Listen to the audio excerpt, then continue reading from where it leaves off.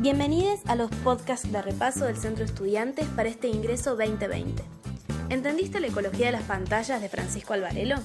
Bueno, mi nombre es Oriana y te voy a ayudar a entender un poco este autor y a profundizar sobre algunos de sus conceptos.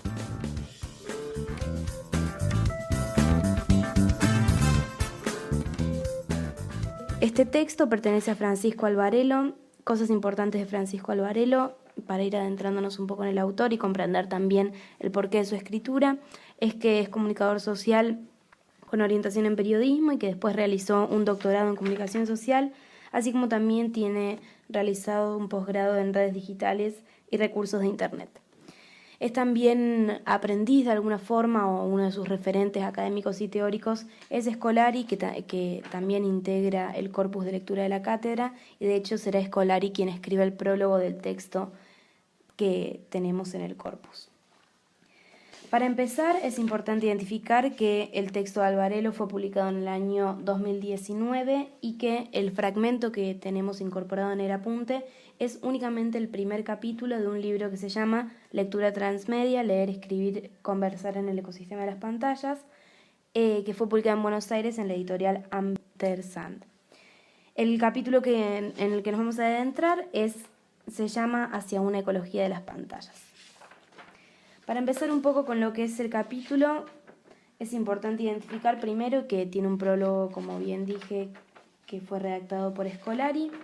En este prólogo simplemente se dan algunos tips de algunos conceptos claves a la hora de empezar a adentrarnos en la lectura, conceptos que también Scolari ha desarrollado en sus obras, que son como unas definiciones un poco genéricas que en realidad empiezan a tener un poco más sentido una vez incorporadas en el texto. Estas definiciones tienen que ver con el concepto de lectura y las transformaciones que ha atravesado el hábito de lectura, sobre todo a partir del advenimiento de las nuevas tecnologías. El segundo concepto es transmedia, que ahí van a proponer que transmedia es una palabra que se tiene que utilizar como adjetivo para caracterizar otro tipo de cuestiones. La palabra ecología, que más bien se utiliza como una metáfora. La palabra pantallas, porque muchas veces van a recurrir a la idea de las pantallas múltiples, y este será uno de los ejes troncales del texto de Alvarelo. Otro de los conceptos es el concepto de interfaz, definido como el lugar, el espacio donde interactuamos los usuarios. Los otros dos conceptos tienen que ver con la idea de hipertexto y de lectores, y las transmutaciones que sufren estos conceptos en la época en la que vivimos con el advenimiento de las tecnologías. Para empezar un poco es importante entender de dónde surge o qué se busca con este texto. Si bien una lectura acabada la lograríamos al leer la totalidad del libro, el primer capítulo nos da como algunos puntos claves para empezar a pensar la idea troncal de los autores. En la introducción, básicamente Alvarelo va a plantear que las nuevas tecnologías han empezado a producir cambios en los modos de leer. ¿Qué quiere decir con esto? Que el objetivo de la obra es partir de un paradigma en el que hay un advenimiento de nuevas tecnologías que han devenido en una multiplicidad de pantallas a través de las cuales los usuarios y los lectores y los consumidores llegamos a consumir ciertos contenidos. La idea también es romper un poco el paradigma que dice que ahora se lee menos o que ahora se lee más, y empezar a problematizar y profundizar un poco más la cuestión de los cambios en los hábitos de lectura y el uso que le damos los usuarios a lo que leemos y a lo que consumimos, y el uso que le damos también a las plataformas para acercarnos a esos textos y esos contenidos. Por eso el autor va a decir que el objetivo del texto es ofrecer un marco conceptual para investigar, describir y teorizar acerca de los modos en los que leemos o consumimos textos. Esto, como decía antes, tiene que ver con la lectura a través de las pantallas. Lo que le sigue a la introducción es un poco como la estructura que sigue el libro, y lo divide en los 9 capítulos que integran el libro, de los cuales, como bien ya dije, vamos a tomar solamente el primero. Pero para hacer un recorrido por todo el libro, más o menos, Alvarelo plantea en la introducción que en el primer capítulo se va a hablar de la ecología de las pantallas y todo lo que él desarrolla como paradigma teórico de la ecología de las pantallas. En el segundo capítulo va a proponerse pensar el proceso de las prácticas de lectura. En el tercer capítulo va a tratar de hacer una digresión sobre la lectura como objeto de estudio. Hacia el cuarto capítulo ya se va a tener únicamente en el fenómeno de la lectura, sin hacer la historización que venía haciendo en el capítulo 3. Hacia el capítulo 5 va a recorrer la idea de hipertexto, hacia el capítulo 6 la idea de interfaz y las consecuencias que tiene en su uso actual. Hacia el capítulo 7 una propuesta, una salida educativa ante este fenómeno nuevo.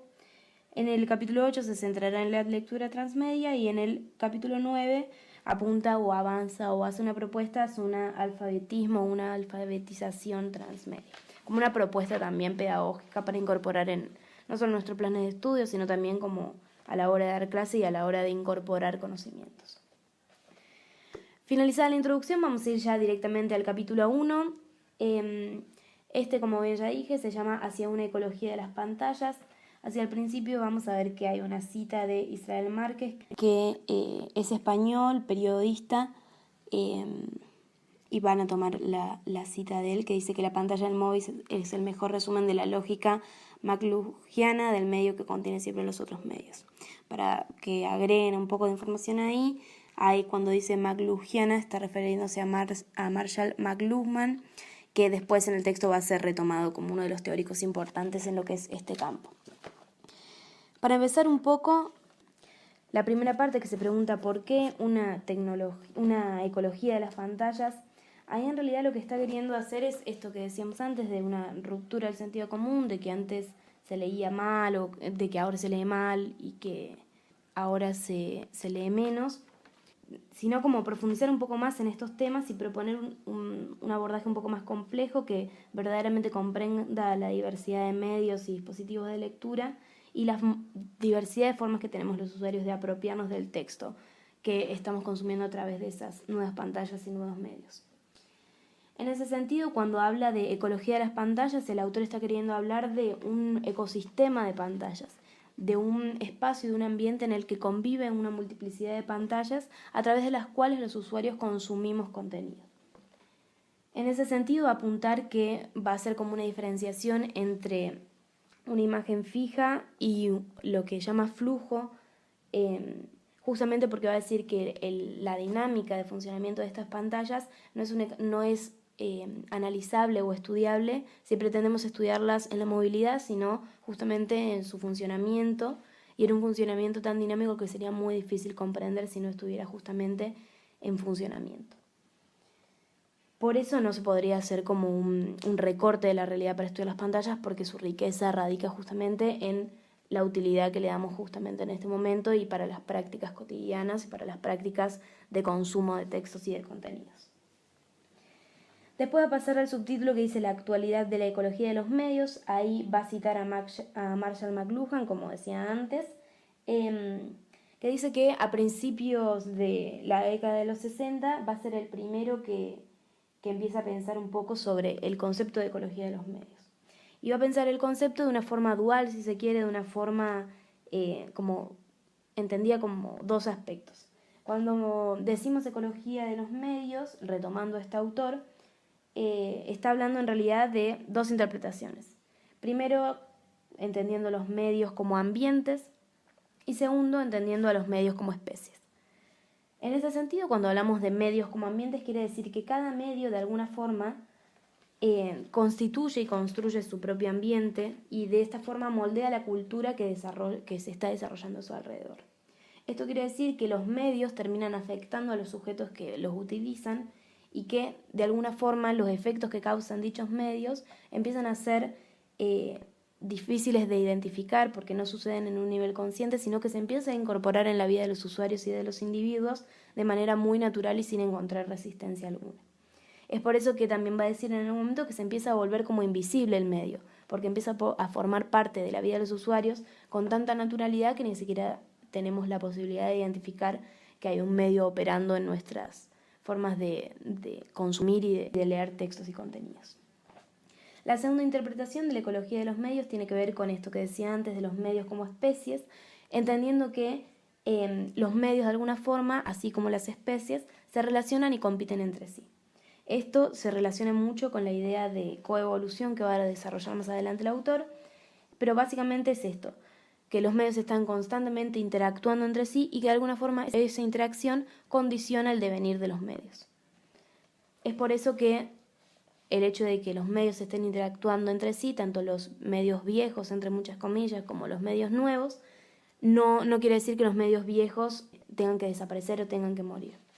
Es por eso que de ahí pasan a la idea de la profecía de la sustitución, que básicamente es esto: como los medios interactúan constantemente, se tendería a pensar que alguno de los medios, sobre todo los medios viejos, podría desaparecer.